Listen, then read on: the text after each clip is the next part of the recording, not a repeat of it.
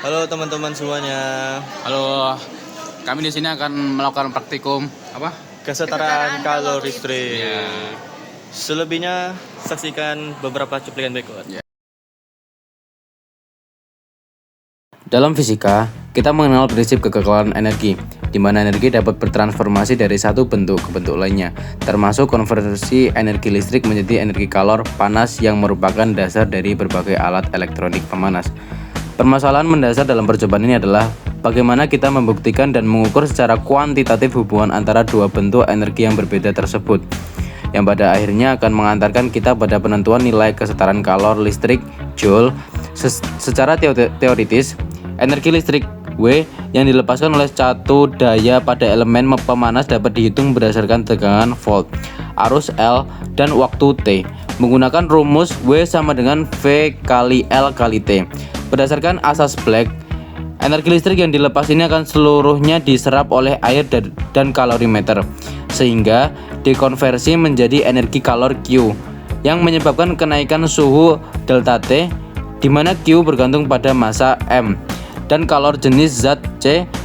Q sama dengan M kali C dikali delta T dengan membandingkan W dalam Joule dan Q dalam kalori. Kita akan dapat menentukan nilai J sebagai faktor konversi yang menghubungkan satuan energi listrik dan kalor. Sebelum menentukan nilai J atau kesetaraan kalori listrik, kita harus coba cari dulu data-data yang kita perlukan. Caranya yaitu, pertama siapkan kalorimeter dan hubungkan elemen pemanasnya ke DC power supply yang berfungsi sebagai sumber dan I kita. Jangan lupa, timbang dulu kalorimeter kosong, lalu timbang lagi setelah diisi air. Pastikan elemen pemanas terendam.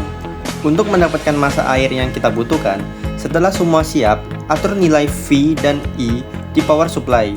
Lalu, nyalakan power supply dan stopwatch bersamaan. Ingat, sambil diaduk pelan agar panasnya merata. Selama pemanasan, catat suhu secara berkala sampai yang ditentukan. Dalam percobaan ini, kita mengumpulkan total 7 data kunci. Semua data ini terbagi menjadi 2 data kunci. Yang pertama, tim energi listrik W, yang satuannya Joule. Untuk menghitungnya, W sama dengan V kali L kali T. Kita fokus pada variabel yang kita atur dan ubah sendiri, yaitu variabel bebas. Tegangan dalam volt, arus dalam ampere, dan waktu pemanasan dalam second. Kedua, energi kalor Q. Pada ini, kita mengumpulkan data untuk variabel kontrol, yaitu hal-hal yang kita jaga agar tetap stabil, seperti massa kalorimeter dan massa air. Sementara itu, hasil yang kita ukur yaitu suhu awal dan suhu akhir akan memberikan kita perubahan suhu. Dan AT inilah yang menjadi variabel terikat dia berubah sebagai respon atau energi listrik yang kita berikan. Dengan summa data ini, kita gunakan rumus Q sama dengan MC kali delta T. Dan kita siap membandingkan W dan Q untuk menemukan nilai J.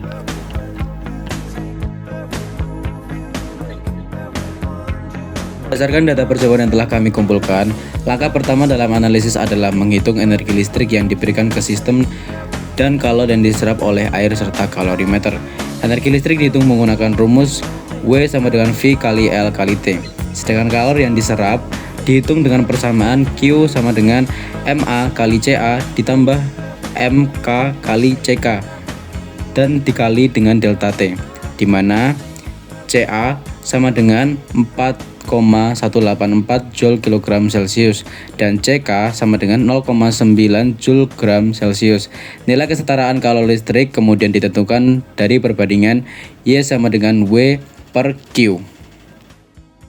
Dalam pembahasan, nilai teori yang diharapkan untuk kesetaraan kalori listrik adalah 4,184 Joule kalorimeter yang dikenal sebagai tara kalor listrik.